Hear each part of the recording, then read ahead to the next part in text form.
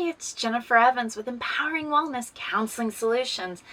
And today we're going to talk about the cup metaphor. So what is the cup metaphor? If you've ever talked to anybody and they just feel really burned out, they kind of use this metaphor of the cup is empty. In my compassion fatigue training, I like to use a styrofoam cup.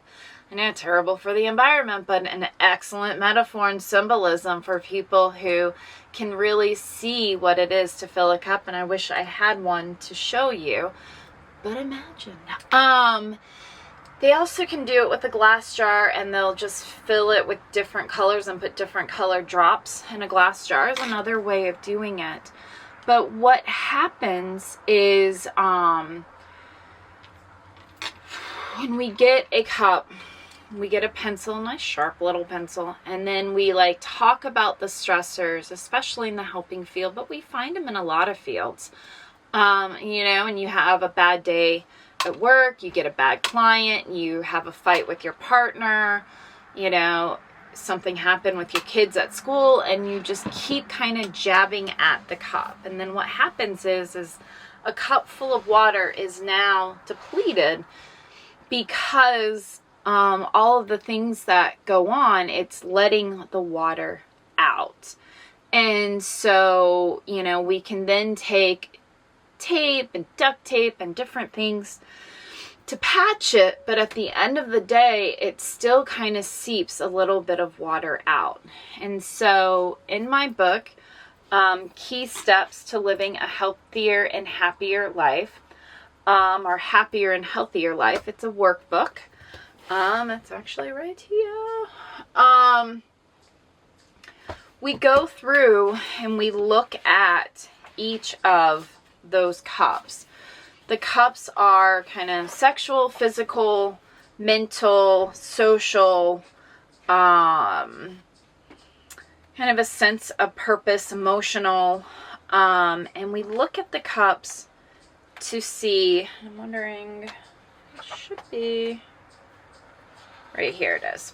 Physical, social, psychological, emotional. And so what we're trying to do is in the book, I don't know if you can see that, zoom, there you go.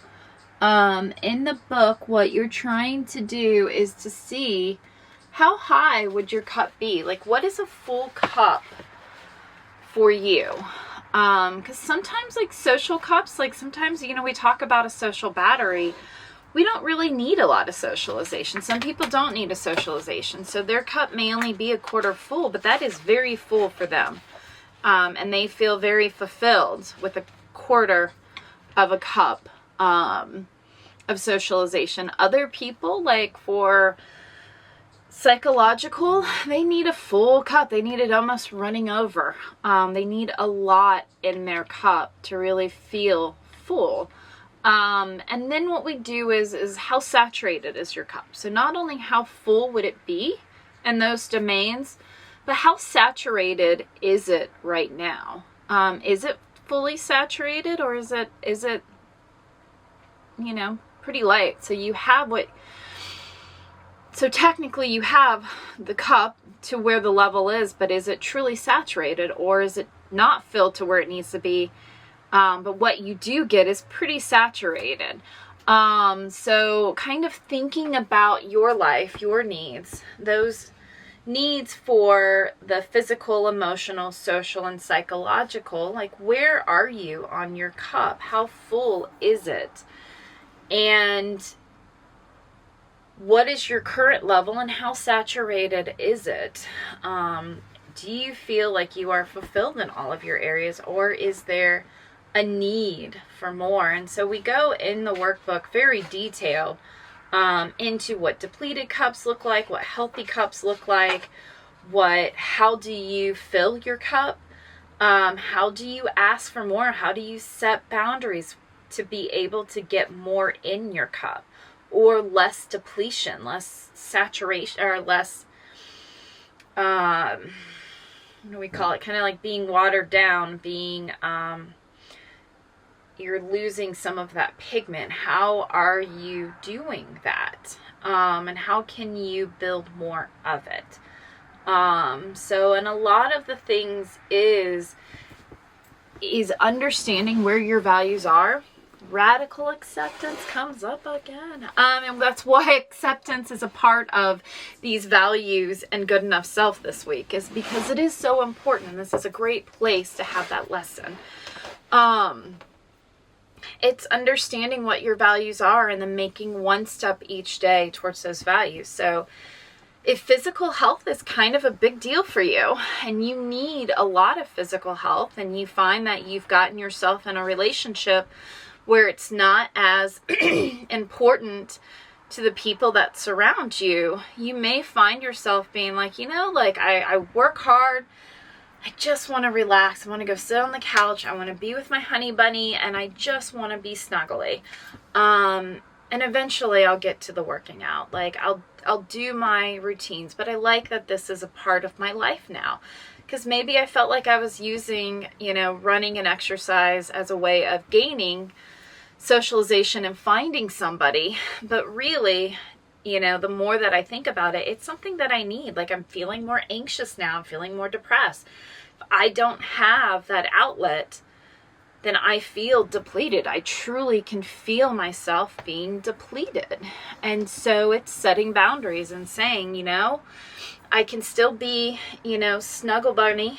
But I also need to set boundaries to say, no matter how tired I am, I'm after work, I'm getting up and I'm working out. Or I want to be all snuggly in the morning because it feels nice to finally have somebody to wake up next to. But I still have my routine. So even though I want to sleep in until 7, my routine is wake up at 6 and get that workout in so that I can feel refreshed and good all day, and I can be present with the person that I want to be present with, because all the values are meaningful. And it's not that one value is more meaningful at one time versus the other. It's finding balance to make sure that all of your values have meaning, have purpose, and are being seen in your day-to-day. So that's what I have for you. Go look at your cups. How full are they? Are they saturated? Are they diluted? There's my word. I am Jennifer Evans with Empowering Wellness Counseling Solutions. Thank you so much. Hi, it's Jennifer Evans. I hope you are liking my videos. If you do, please comment below. Let me know if you have any questions. If there's topics that you're just dying to know about, and why do I do this and why do they do that? I would love to answer them. I do come from a cognitive behavioral background, but as we see in some of my videos, I love object relations. I love attachment theory. I love Erickson and his psychosocial developmental theories. So I do pull from a lot of different places in order to kind of build out that our thoughts, our feelings, our behaviors, something triggers it, and there's always a consequence after it. And that is the beauty of life, and why we have a lot more control over our thoughts, feelings, and behaviors than we give ourselves credit for. This is a huge passion of mine, a calling, if you will. And I am here to support you. I've written 2 books, and I've got, the goal is 3 a year. So I've got several that are coming out in different, on different topics. But what we have right now, and you can go click on the Amazon link in the video descriptions below, but we have Saying Goodbye to Bad Brain.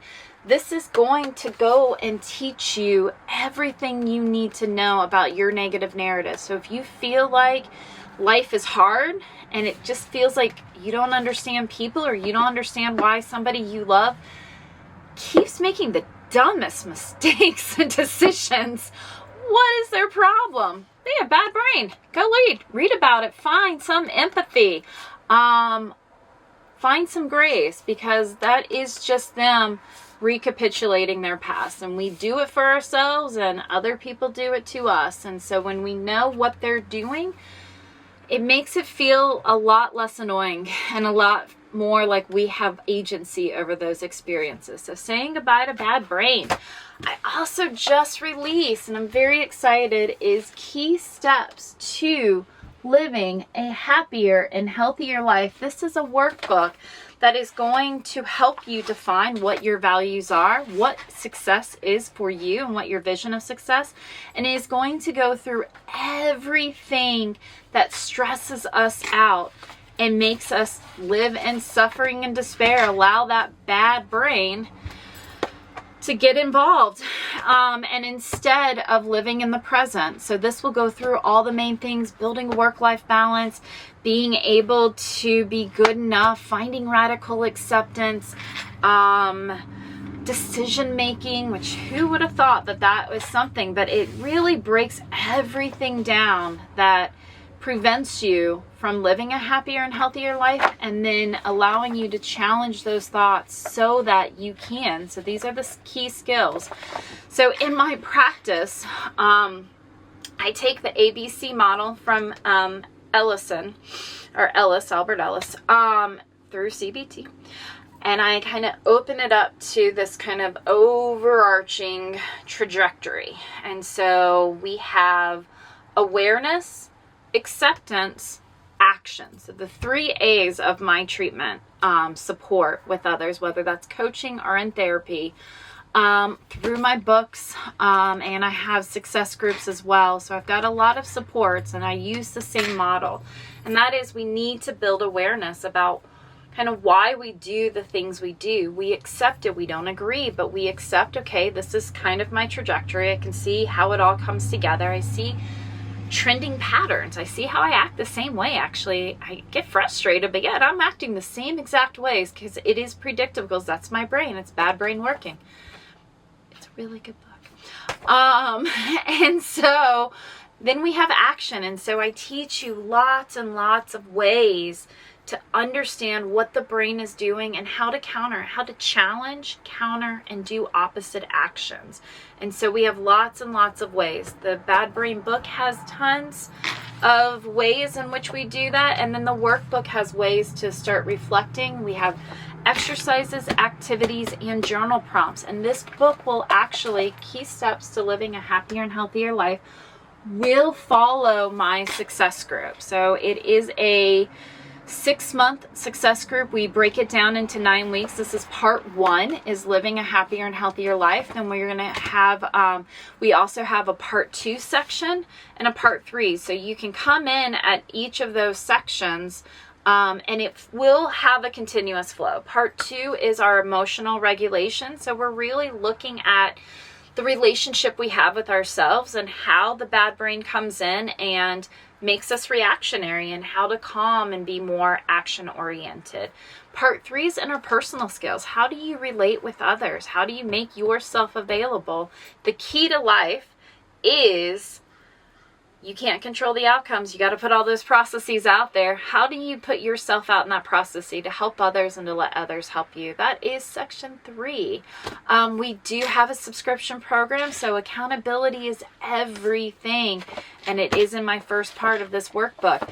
So you can sign up, go to my website, counselingwellnesssolutions.com. It is in the description, and check out all of these great programs that I have set up to help everybody live a happier and healthier life, no matter where your state of change.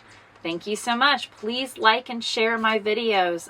I would appreciate it. Thank you.